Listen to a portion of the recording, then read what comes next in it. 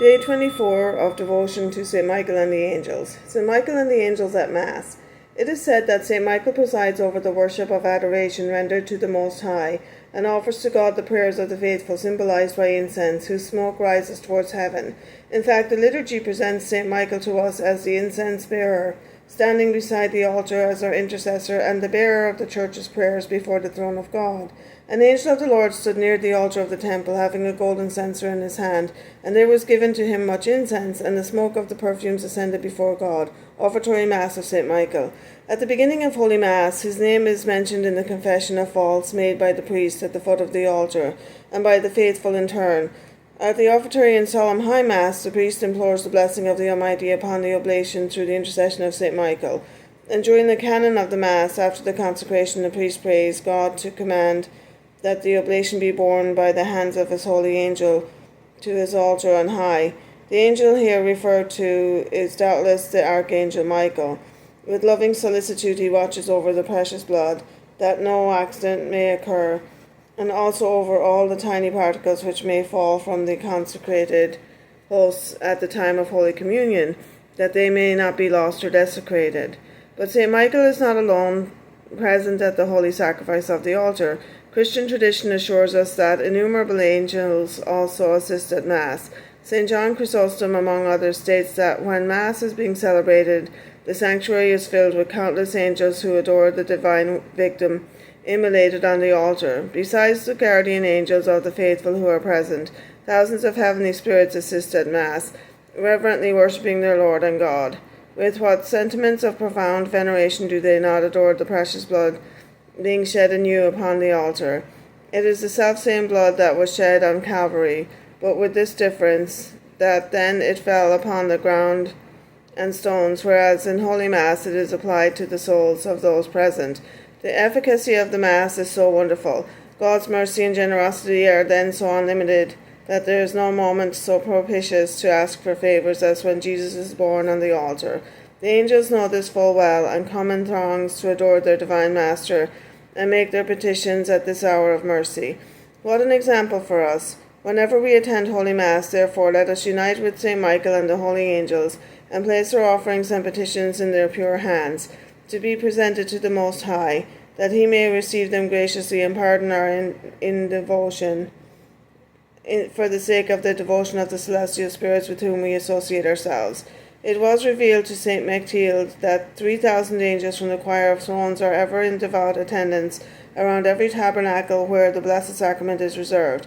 Doubtless a much greater number are present at Holy Mass, which is not merely a sacrament but also a sacrifice. And we read in the Revelations of St. Bridget, one day when I was assisting at the Holy Sacrifice, I saw an immense number of holy angels descend and gather around the altar, contemplating the priest. They sang heavenly canticles that ravished my heart. Heaven itself seemed to be contemplating the great sacrifice, and yet we poor mortals, blind and miserable creatures, assist at Mass with so little love, relish, and respect. Do Catholics ever think of this amazing truth, namely that at Mass they are praying in the midst of thousands of God's angels? Let us beg St. Michael and his angels to impart to us a greater realization of the infinite value of the Mass, where Christ spiritually sprinkles the souls of the faithful with his blood. St. Mary Magdalene de Pazzi says of this spiritual sprinkling, this blood, when applied to the soul, imparts to it as much dignity as if it were decked in a costly robe. It imparts such brilliance and splendor that couldst thou behold the effulgence of thy soul, when sprinkled with that blood, thou wouldst fall down to adore it. Happy the soul adorned with such beauty. Let us go to Holy Mass often, that we may be sprinkled with this adorable blood, and our soul arrayed in rich apparel, which will render us glorious forever in the sight of the angels and the saints. The Catholic Church owns no more costly treasure than the precious blood of Jesus Christ.